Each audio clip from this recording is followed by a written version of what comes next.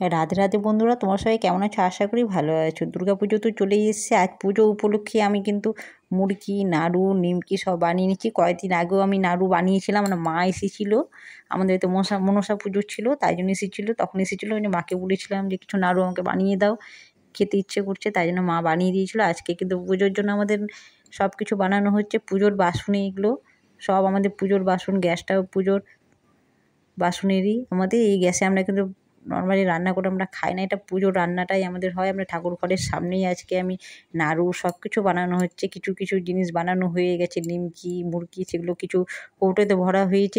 যেমন যেমন ঠান্ডা হচ্ছে কৌটোতে ভরে দিচ্ছি, কিছু কৌটোতে ভরা হয়নি। আজকে নারকেল নাড়ু, অনেকগুলোই নাড়ু হবে আজকে, দেখতেই পাচ্ছেন অনেকগুলো নারকেল ভেঙে জাল দেওয়া হচ্ছে। একটু টাইম নিয়ে আমরা অনেকক্ষণ ধরে জাল দিচ্ছি। আর আজকে আমি নাড়ুগুলো কিন্তু একা বানাবো না, আমাদের বাড়ির অনেক সদস্য নিয়ে আজকে নাড়ুগুলো বানানো হবে। এখন রাত্রি 11টা বাজছে, 11টার সময় আমরা নাড়ু বানাচ্ছি। মানে সন্ধ্যে থেকে শুরু হয়েছে, এক এক করে করা হচ্ছে, মানে অনেকটাই করা হচ্ছে।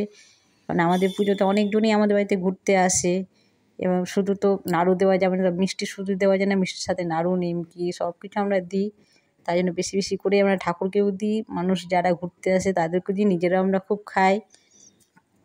তাই জন্য খুব বেশি করেই বানানো হচ্ছে আমাদের। মানে পুজো মানে ষষ্ঠীর থেকে আমরা কিন্তু নাড়ু আর বানাই না, নাকি বানাতে হয় না, গুড় জাল দিতে হয় না। তাই জন্য কয়েকদিন আগে আমরা বানিয়ে নিচ্ছি।